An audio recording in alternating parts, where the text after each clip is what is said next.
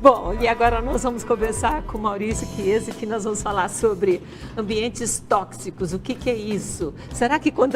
Seja bem-vindo. Obrigado. Saudade de te ver aqui no estúdio. Como é o nome da menina? A Dona Isabel, lá da padaria do Guaravera. Ai, que delícia! Ela mandou beijo pra mim? Exatamente. Ah, que coisa linda! Um beijo! Dona Isabel. Dona Isabel, um beijão.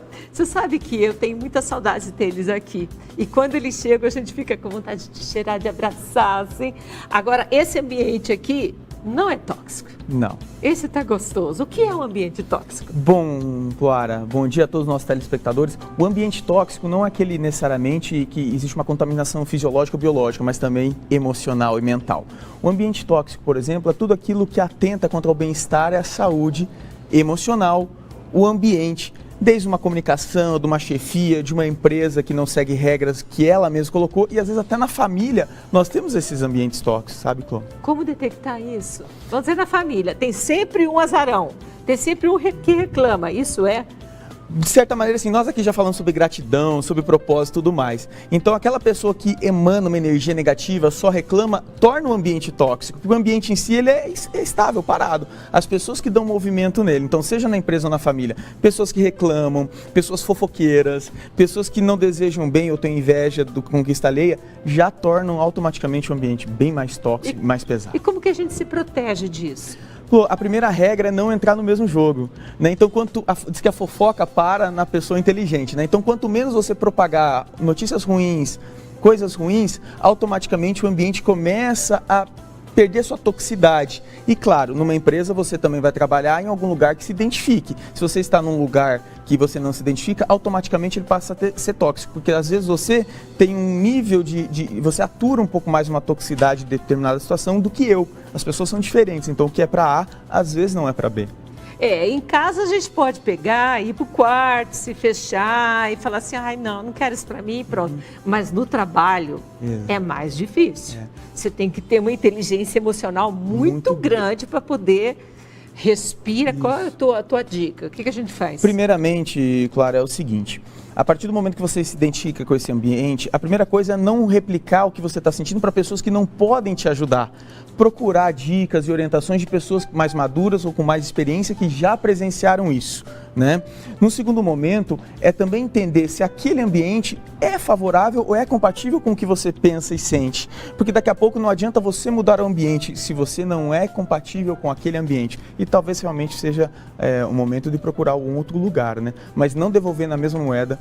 Conversar com pessoas que realmente podem te ajudar já é a primeira dica e já funciona em mais de 50% dos casos. Diz que nós temos 2 ouvidos e uma boca para falar menos, né? Vai aprender isso, gente. É uma questão de evolução espiritual, porque a gente escuta, mas uma boca só.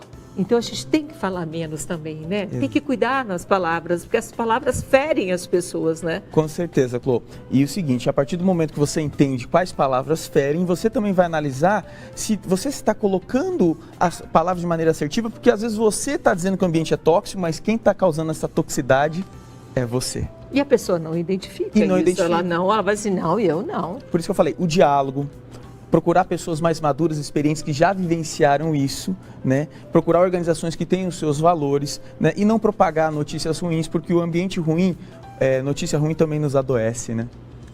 Isso é verdade, porque a gente vai pegando, sabe aquela mágoa? Mágoa é má água dentro do organismo. Você está com uma água suja dentro do organismo, então não adianta nada.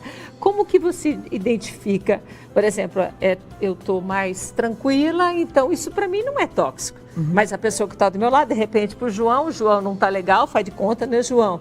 Para ele é tóxico. Como identificar isso? Porque daí você tem 2 momentos, 2 pessoas, que eu vejo o copo mais cheio e ele vê o copo mais vazio.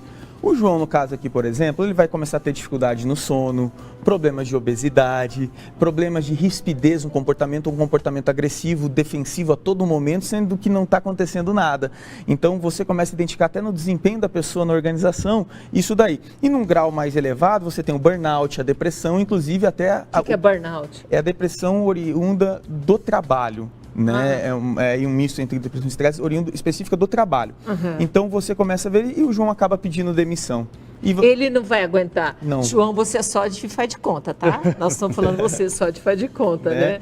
Então, você começa a ver no desempenho da pessoa aquele ânimo de trabalhar na segunda-feira. A partir daí você já começa a ver a toxicidade do ambiente em relação à pessoa. E será que a pessoa, o responsável, ele percebe isso? O gestor, ele percebe isso? Percebe, porque às vezes o próprio líder, o gestor, é um líder tóxico.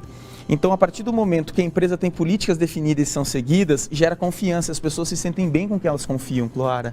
A partir do momento que a pessoa está num ambiente que ela não confia, ela começa num mecanismo automático de defesa e ataque para sobreviver. Então, quando a empresa tem política, a liderança automaticamente age dessa maneira. Quando a empresa não tem política, o que acontece? A liderança vai agir da maneira como ela quer. Toma lá da cá, puxa o mérito para si e o João acaba ficando triste, desmotivado, um ótimo funcionário, faz uma focaça maravilhosa, mas de repente sai da empresa. E na família? Vamos colocar tudo isso na família agora, a mesma coisa? A mesma coisa, você muda o nicho empresarial organizacional para o núcleo familiar. Claro que na família você tem questão de afeto e emoção envolvida, então é um pouquinho mais complicado, né? Embora você fale, posso ir para o meu quarto, refletir, meditar, mas às vezes em relação com o irmão, com o pai, principalmente em questões de herança envolvida, isso vem muito à flor da pele. Então a melhor maneira é a mesma coisa. Não propaga notícia ruim, procure se atentar ao que realmente... Se você tem alguma coisa para falar, fale para a pessoa da pessoa. Não propague ao entorno, porque aquilo gera uma onda de fofoca e acaba cometendo até injustiças e afastando o núcleo familiar relacional, que as pessoas, eu não vou com fulano, não vou com Beltrano. Né? Então, a mesma coisa. Procure... Realmente, tem alguma coisa para falar? João, é isso, Clara, é aquilo. E não para a câmera ou para quem que seja que não vai ajudar. Pelo contrário, você está entregando a mesma moeda e na mesma moeda não é legal. Só que quando a gente está nervoso e nervosa, acaba falando. Principalmente pessoas sanguíneas, né? Acabam falando porque não aguentam. A gente está assistindo vários realities aí que o povo está estourando à toa, aquela coisa toda. Então a gente tem que ter muita evolução espiritual e muita... Né? Você tem que ter muito entendimento para você não estourar. Segredinho de ouro do programa Destaque. Conte até 10. E o porquê até 10? Nós temos uma parte dentro do nosso cérebro ali que chama amígdala. Né? Não é necessariamente essa daqui, é uma que está ali dentro. A gente chama sequestro da amígdala. A amígdala é que responde, digamos... em termos de instinto. Então, por que conta até 10? Ela gira em torno de 5 a 7 segundos para processar algo, para racionalizar e agir de maneira assertiva. Então, por isso que é a dica de contar até 10. Porque foi o tempo que você ouviu, introjetou, processou e racionalmente devolveu. E não por impulso automático de sobrevivência. Então, esse teu 10 não é 1, 2, 3, 4, 5. Não, 10 não. 10 não. 1001, 1002, 1003, 1004, 1005, 1006, 1010. Nossa Senhora. Você aprendeu? Você está assim meio, tá por aqui? Tá a ponto de estourar? Conta até 10. Se não der até 10, vai até 20. Mas o negócio é... E se a pessoa te magoou, fala direto com a pessoa. E o perdão, a gente já falou de gratidão, energia, tudo mais. A inteligência espiritual nos ajuda muito a sobreviver e lidar com esses ambientes tóxicos. Esses dias eu fiz isso, mas eu me senti tão bem, tão feliz de perdoar. Eu senti tão bem. Obrigada. Suas redes sociais? Maurício Chiesa Oficial. Você é muito querido, ele divulga a gente, ele é um mal barato. Obrigada, tá, querido? Se quiser focácia, João vai te servir, porque agora você tem que falar com ele. Sabe por quê?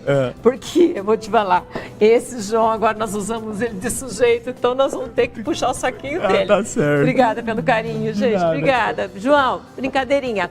Gente, olha só como é que é a nossa...